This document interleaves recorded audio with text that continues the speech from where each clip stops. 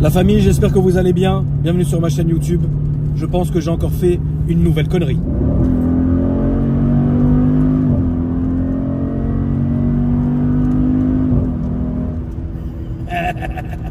Alors, regarde. Après la vidéo, je vais le mettre direct sur le bon coin. Ah, c'est trop dangereux, frère. Le Tyrannosaurus. Non, c'est trop dangereux.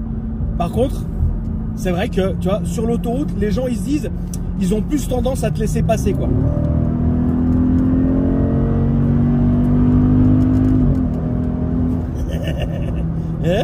Là, ce que tu représentes pour quelqu'un qui roule en voiture électrique ou qui est un peu écolo sur les bords pour se donner bonne conscience, t'es le diable. Tu représentes le diable, rien de plus.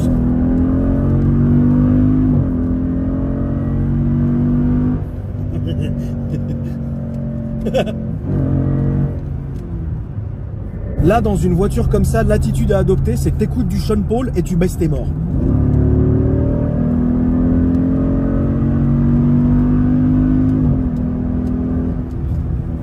C'est infernal, ça s'arrête jamais. Qu'est-ce que c'est dangereux. Attention à toi! Attention toi! Qu'est-ce que c'est dangereux, c'est niais. Ça, c'est vraiment, frérot, le genre de voie. Les gens, ils s'écartent instantanément. Ils se disent, là, on va pas jouer, ça sert à rien. L'Arfik, il arrive à donf, énervé. Non. Et puis attention, ça freine pas. Ah là, non. Là, niveau freinage, non. Ouais, je comprends pas, il n'y a pas de mordant. Ouais, t'inquiète pas, il n'y a plus rien de toute façon. Après, ça se conduit simplement. Hein, tu vois, en fait, si tu veux, c'est une voiture plaisir. C'est une voiture passion. Tu vois, ça sert à rien. Il n'y a pas de châssis, ça freine pas. Mais regarde, quel plaisir. Putain, le fils de lâche. Ah, tu vois, il y a définitivement pas de châssis. Il y a définitivement pas de châssis. Bon, après, ça, quel plaisir. C'est marrant parce que tous tes trajets avec cette caisse te paraissent moins longs. Tu vois, tu te dis, oh, je suis déjà arrivé. Ah, ça m'a bouché l'oreille. Incroyable. Après, attends, quand même, parce que depuis tout à l'heure, voilà, mais c'est quand même une caisse que tu peux conduire tous les jours, emmener ta petite famille à l'école et faire les courses. Mais après, si tu as envie de te faire certains plaisirs, tu peux. Si tu as envie de battre le GPS, l'horaire du GPS, tu peux. Si tu as envie de faire des courses de dragster, tu peux. Si tu peux faire plein de choses. Bon, le tout-terrain, c'est pas vraiment son truc. Et même aller en ville d'ailleurs, parce que bon, je vais pas te mentir, j'ai même pas regardé la conso. On peut regarder, ça va être anecdotique. Je vais regarder, attends. Je vais regarder la conso. Alors, la conso, non. La pression des pneus, non. C'est de la fumée, c'est quoi? Ah, c'est moi. Ouais. Ah ouais, non, mais c'est... Tu vois, si tu veux, en fait, ce qui est bien dans cette voiture, c'est que t'as le goût, t'as les couleurs, ça fume, hein. T'as le goût, les couleurs, ouais, ça sent le liquide de refroidissement, là. Oh, cette bonne odeur dès le matin. J'ai peut-être pété un truc, finalement.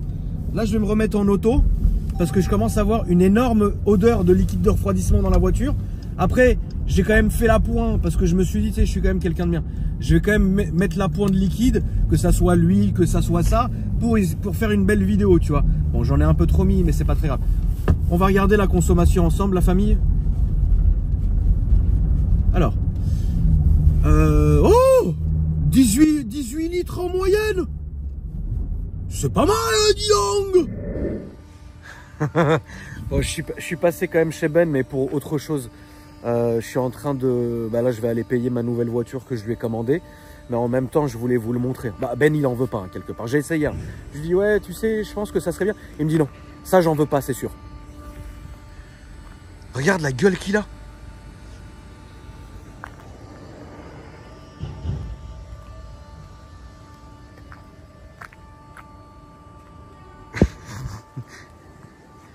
Alors bon, ils sont quand même fait chier. Regarde, tu vois, là c'est du noir brillant, là c'est du noir mat, le toit est en noir mat, c'est propre, les jantes elles sont démesurées.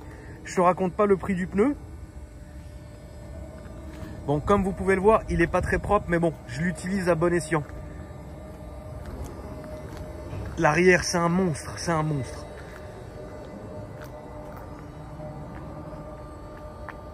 Le gabarit, les échelons, non mais regardez.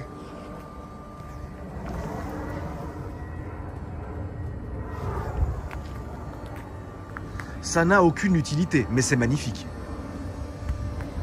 Là, tu sais, pour quelqu'un qui vient de divorcer, qui est un peu sur le fil, c'est bien. Maman, regarde le petit diffuseur, comment... Oh là là, le petit béquet de coffre. Enfin, petit, tu m'as compris. Hein. Parce que là-dessus, tout est démesuré. Hein. Incroyable. La ligne qu'il a. Faut aimer, hein.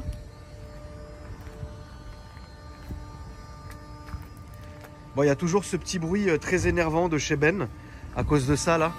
Je sais pas ce que c'est, un compresseur ou un générateur, je sais pas. Mais qu'est-ce que ça fait du bruit?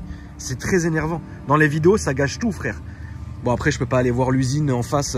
Ouais, coupe-moi ton truc. Incroyable. T'as vu, en fait, c'est agressif, mais il y a plein de petits détails. Tu vois? Déjà, il faut savoir que les anti-brouillards, ils sont là-dedans. Tu vois?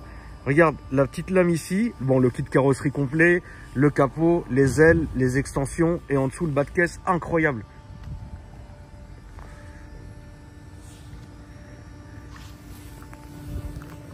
Là, on n'est pas dans le savoir-faire italien. Il n'y a pas la pâte italienne, c'est Pininfarina. Non, il est mort, là, et non. Pour ça, non.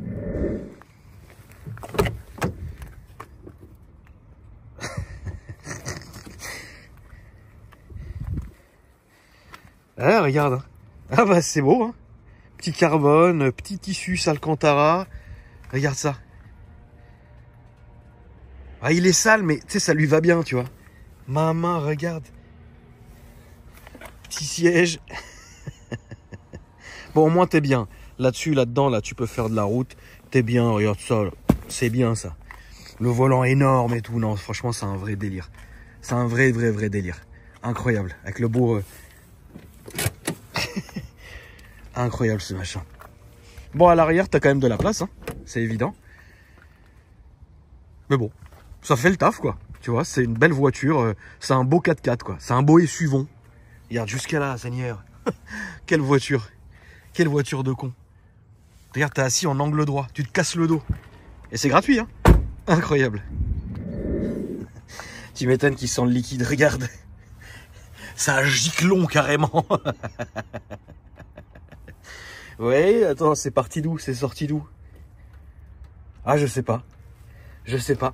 Je crois que ça peut être trop puissant. Non, mais bon, écoute, de toute façon... Mais ça va avec, ça fait plaisir, quoi. J'en ai fait cracher la semoule. Parce qu'il faut se dire un truc, c'est que avant de lancer la vidéo, j'étais déjà comme ça sur tout le long de la route. Hein, ça faisait 1 heure. Voilà. Alors, je vais être très franc avec vous, la famille. Qu'est-ce que c'est? Je ne sais pas. Qui est l'architecte originel de ça? Je ne sais pas non plus. Combien ça fait de chevaux? Je ne sais pas non plus. Qu'est-ce que ça veut dire? Je ne sais pas non plus. Voilà. Il y a certaines voitures comme ça, et les grands Cherokee, que ça soit le SRT8, que ça soit le T-Rex, que ça soit le Trackhawk, c'est des voitures où j'ai toujours été con avec. Alors que, bon, vous me connaissez maintenant depuis des années, vous savez que je suis mesuré, mais vous savez qu'il y a certaines voitures qui me font péter des câbles. Et ça en fait partie. Moi, je le trouve vraiment sublime. C'est dingue, hein. Je le trouve sublime, en fait. Ça sert à rien, mais regardez comment c'est beau. Guette la prestance, on dirait un huissier, carrément. Maintenant, bon, c'est le genre de truc, je pense qu'il faut vite que je m'en sépare. Parce que si je continue comme ça, je vais faire un accident avec. Le Trackhawk que j'avais il y a 2 hivers, si je dis pas de conneries, c'était quelque chose de démesuré, mais je le respectais. Celui-là, je le respecte absolument pas. Celui-là, je démarre, le temps de chauffe, il est d'ici jusqu'au portail. Tu vois. Bon, allez. Alors, petit R8 du Seigneur. Évidemment, Ben, vous le connaissez, ça serait pas une bonne personne s'il n'avait pas au moins une Mégane RS à vendre dans son garage. Celle-là est belle. Avec les récarreaux et tout. La petite M2 compétition vendue. La M4 CS. Alors, figurez-vous que je me suis tâté à lui acheter. Et la seule chose qui m'a mis un frein, c'est la couleur, en fait. J'adore le blanc sur les BM. D'ailleurs, vous verrez... dans pas longtemps, vous allez être servi.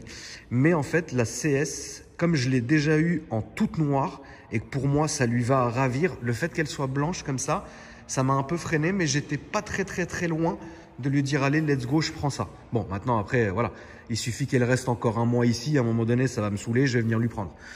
J'ai aussi hésité sur le RS4, mais je pense que ma période Audi, à un moment donné, a pas pris fin non plus. Mais le RS4, c'est spécial. Les RS4, j'en ai eu, mais les B7, donc la série, les séries d'avant, c'est des voitures que j'aimais beaucoup. Mais c'est vrai que celle-ci, elle est magnifique. D'ailleurs, un petit, regardez les jantes. Moi, je trouve ça très joli. Faut aimer après, hein, tu vois, c'est toujours une question de goût, mais je trouve que ça lui va très très bien. Le seul truc, en fait, si vous voulez, c'est que je sais que ce genre de voiture, même si je prends du plaisir à les regarder, à les voir, à les conduire, je pense que je me lasserai assez vite. Donc c'est pour ça que bah, j'ai pas forcément donné de suite, mais bon, après, c'est une très belle voiture. Ensuite, le petit RS3 qui est toujours là. Bon, après, ça, c'est une excellente voiture, mais des RS3, j'en ai beaucoup. J'en ai beaucoup eu, vous le savez, vous en êtes témoin. Et moi, un RS3, pour moi, c'est en Sportback et en Greenardo. Là, vous avez la voiture de Ben. Il revient du track day. Et c'est ouf parce qu'il l'utilise vraiment à bon escient. Quand je vous dis qu'il l'utilise jusqu'au moindre détail, frérot, c'est qu'il y va pas de main morte. Là, les 250 000 balles, il les a rentabilisées, je vais pas te le mentir. Ensuite, bah là, vous avez la petite Clio RS du plaisir qui appartient à Ben. Et puis après, vous avez la petite Polo GTI qui est là, tranquillement. Donc moi, je vais monter, faire les papiers de ma caisse et je vous retrouve tout de suite, la famille. Mon bon farci. Ça va? Ça va être Paul. Je te jure, on se voit maintenant pour plein de choses. Alors là, frérot, on se voit pour... demain, on va se voir pour des immeubles, des appartes. Regarde ce qu'il m'a offert, Antoine. Ça m'a fait fort plaisir. Il m'a offert un beau t-shirt quand même. Oui, parce que je lui ai offert un petit t-shirt Antoine Performe. Et du coup, bah, ça il m'a fait kiffer. Une petite bougie qui crépite, il m'a dit. Voilà, c'est pour la cohésion d'équipe. Voilà, c'est ça. Et t'as pris au thé blanc et au jasmin. Voilà. C'est beau.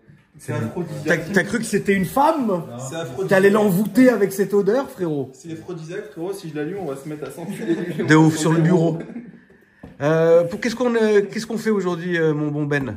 Écoute, les gens qui me suivent ça, moi je suis un passionné, un collectionneur de montres. Oui. J'adore les montres. Et j'ai quelques montres au coffre. Et je t'ai proposé de te vendre une de mes montres. Oui. Parce que c'est une montre que j'aime beaucoup, que je trouve très jolie, mais que j'ai très peu portée. Oui. Parce que j'ai d'autres pièces et là, je viens d'en acheter une autre. Donc ça va, voilà, j'ai besoin de me séparer d'une. Non pas pour la payer, mais c'est parce que j'ai plus de place dans le coffre-fort. C'est la vraie vérité. Non, mais je comprends très bien. Et pour ceux qui ne savent pas, en tout cas en région parisienne, trouver une place dans un coffre-fort, c'est mission impossible. Ça veut dire qu'il y a des listes d'attente. T'imagines? Ouais, c'est compliqué. Donc, bah écoute, je t'ai gentiment proposé cette montre qui pour moi est un peu sous-cotée. C'est-à-dire que tout le monde bande sur les Pepsi, les Batman. J'ai les deux. Et j'ai aussi celle-ci. Enfin, j'avais du coup. Mais pour moi, cette montre, la GMT, lunettes noires, magnifique. C'est propre, ça se met tout le temps. Ça se met tout le temps. C'est pas tape à l'œil. Pas du tout. De toute façon, il les a mis, alors je sais pas si on a déjà parlé dans ta chaîne, mais c'est intéressant. La Rolex n'est pas une montre tape à l'œil. Aujourd'hui, c'est utilisé un peu comme un objet de frime, etc. Parce que notamment, il y a des modèles pleins de diamants, etc. Mais à la base, la Rolex, c'est une montre d'aventurier. La première Rolex, la Submariner, c'est une montre pour la plongée. Oui. Et ensuite, Rolex a créé tout un tas de modèles qui est d'ailleurs toutes dans une gamme qui s'appelle la gamme professionnelle, dont la GMT fait partie. La GMT, c'est une montre d'aviateur. C'est une montre, en gros, tu peux avoir 3 fuseaux horaires dessus. C'est un des mouvements les plus complexes, le mouvement GMT de chez Rolex. Bon, là, je pars un peu dans un truc, mais je suis un peu... Non, mais t'as raison.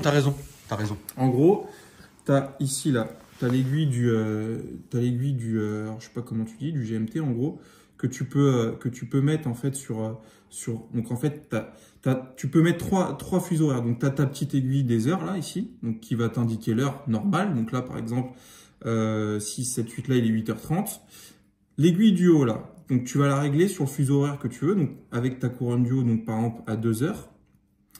Donc, là, par exemple, tu sais qu'il est, si tu suis ton aiguille, là, il est 2h30. Donc, là, tu as 2 fuseaux horaires. Donc, là, tu as 1h30, puisque tu as la petite. Ouais. 2h30. T'as là. Et ensuite, avec ton aiguille du haut, tu peux choisir de la mettre sur un autre fuseau horaire que tu auras préréglé à la base, donc 15h par exemple. Donc là, il va être 15h30. Donc tu as 3 fuseaux horaires, 2h30, 15h30 et 1h30. Et donc, c'est l'intérêt de la GMT pour les aviateurs.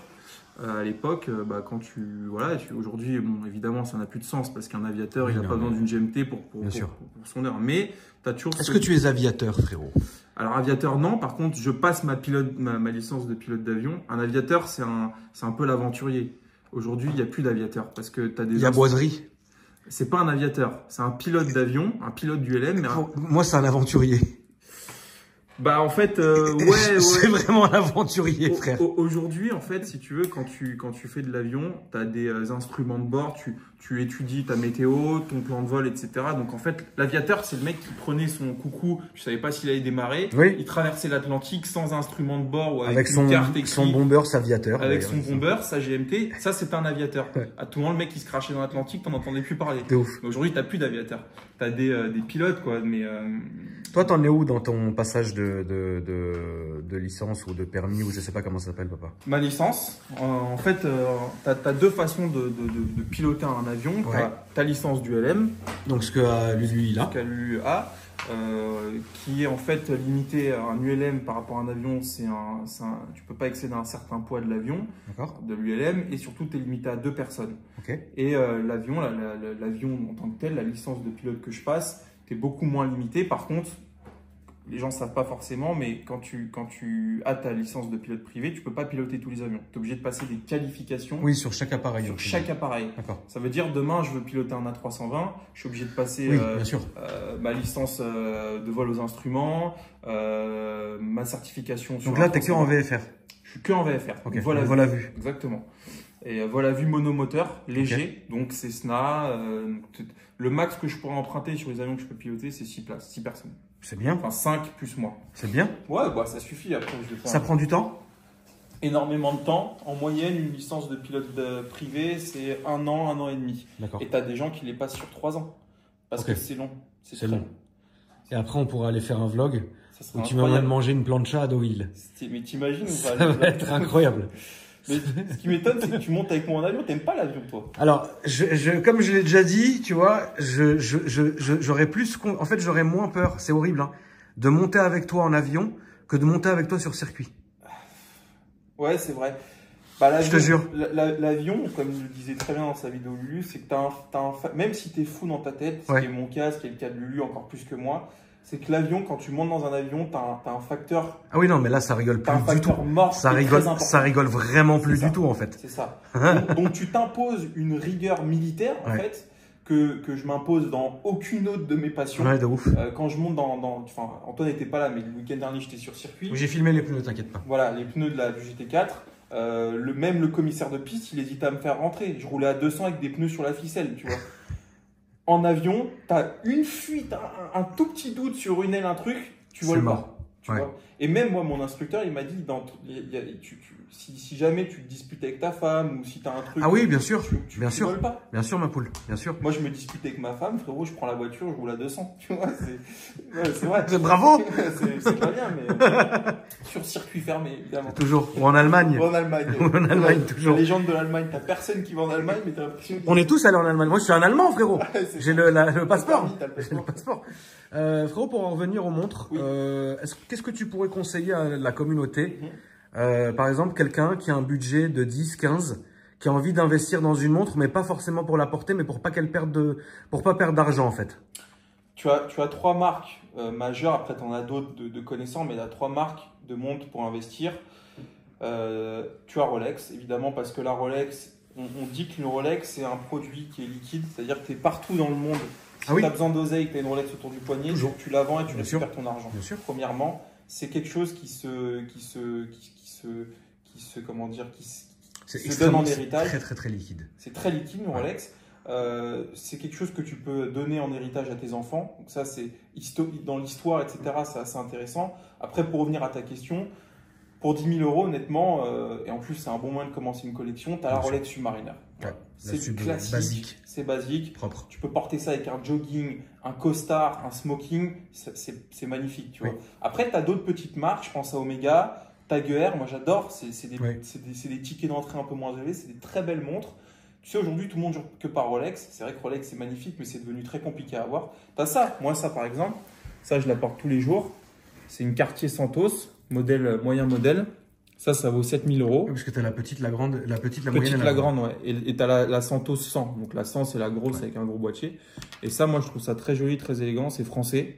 Donc en plus, moi, j'aime bien mettre des 10-15 pour la France. Oui, c'est même, en plus, c'est discret et c'est élégant. C'est Ça ça. veut dire que tu peux l'apporter comme tu l'as dit. Hein, demain, tu mets ton petit costume du dimanche.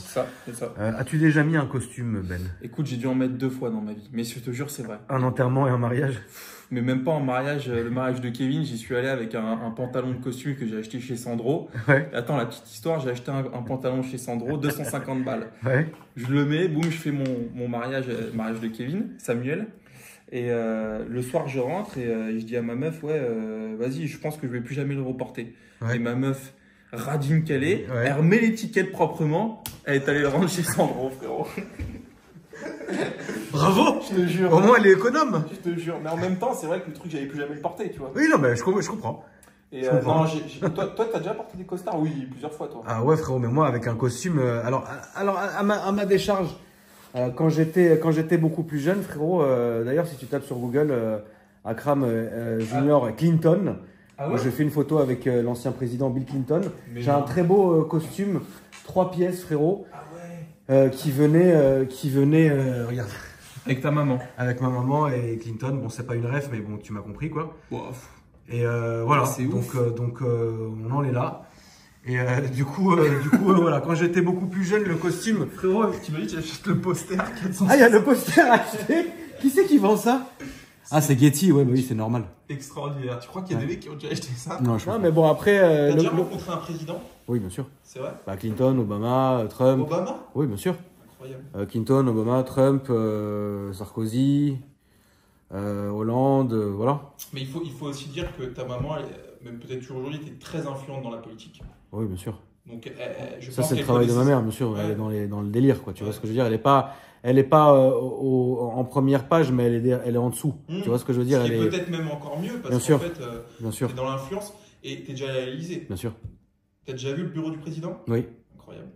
Incroyable. Non, c'est bien. Bah, c'est un beau patrimoine. L'Élysée, c'est un très très bel endroit. C'est un très très très bel endroit. Maintenant, oui, pour en revenir sur ta question, les costumes, là aujourd'hui, frérot, avec la gueule que j'ai et le poids que je fais, je vais ressembler à un vigile, frère. Donc j'évite. Et donc tu me disais, Loulou, Rolex, Tag Heuer, Omega. Ouais. Ouais. Même Tudor, c'est très joli. Tudor, c'est très bien, très sous-coté. Très Sous-côté, très sous-coté. manufacturé Rolex, Tudor. Oui, faut pas oublier. Maintenant, c'est vrai que d'un point de vue purement de cote, c'est-à-dire que moi, beaucoup de gens me demandent, même pour les voitures, qu'est-ce que je peux acheter qui va prendre de la valeur. C'est des marques malheureusement qui, selon moi, prendront jamais autant de valeur qu'une Rolex. Parce que Oui, Rolex, certainement. historiquement, le passif, l'histoire, je l'ai dit, des montres d'aventuriers. Et puis la Rolex, voilà, c'est quelque chose, c'est un peu comme des marques, c'est tellement puissant, c'est un peu comme Coca-Cola ou McDo, tu vas n'importe où dans le monde, Oui, bien sûr. même en Afrique, en Inde, etc.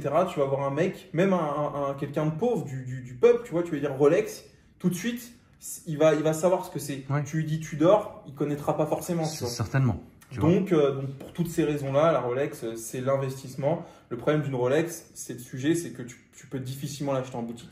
Alors, aujourd'hui, imaginons le bon Antoine, frérot, il se range chez Rolex et il veut en acheter une neuve.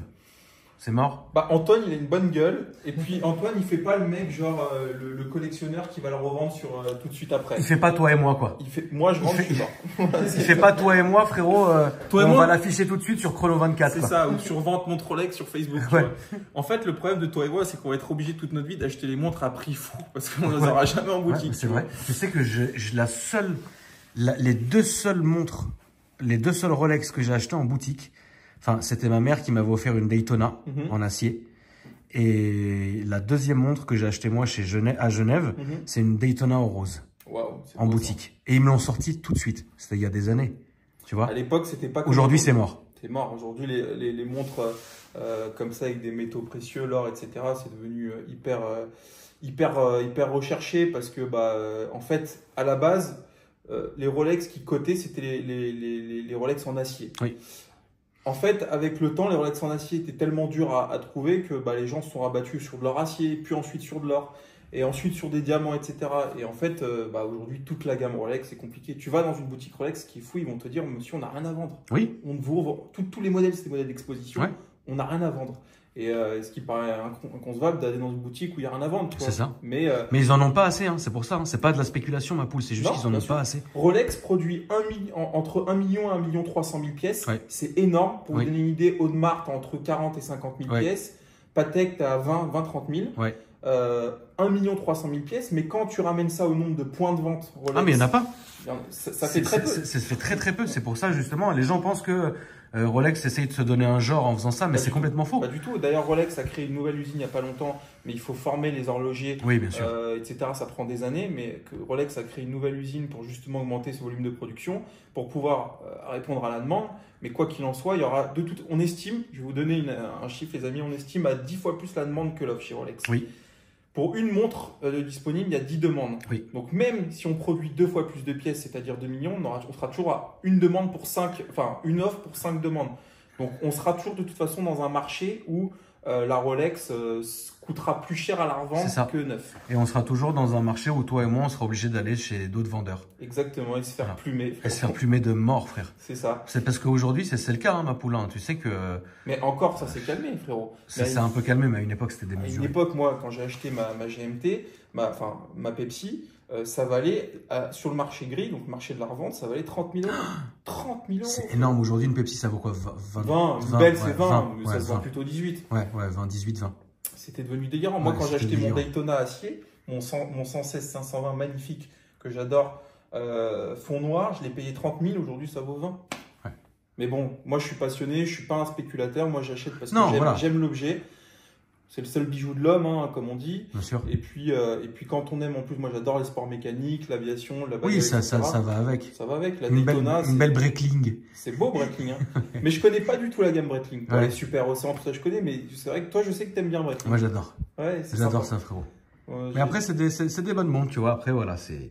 En tout cas, on voulait juste simplement, la famille, vous faire cette petite, petite vidéo qui sortait un peu d'habitude. On se reverra bientôt, semaine pro, chez Ben pour la livraison de la nouvelle voiture, première BM. Qu'on fait ensemble, ma poule. Première BM, et en plus, pas n'importe laquelle. Hein. Pas n'importe laquelle. C'est pour… Et en fait, tu vois, ce qu'on disait, c'était que moi, j'avais donné, bon, vous le verrez, hein, on le réexpliquera, mais moi, j'avais donné des grandes lignes à Ben en disant, voilà, ma poule, j'aimerais ça, ça, ça. Le soir même, il m'appelle, alors qu'il devait s'occuper de la recherche bien après. Il m'a appelé, il m'a dit, j'ai ça qui m'est tombé dessus. C'était quasiment un signe, vous avez pété un câble. Donc voilà, famille. En tout cas, l'Instagram de Ben s'affiche en dessous, donc n'hésitez pas à vous abonner. Et puis, moi, je vous dis à après-demain pour une nouvelle vidéo, la famille. Salut!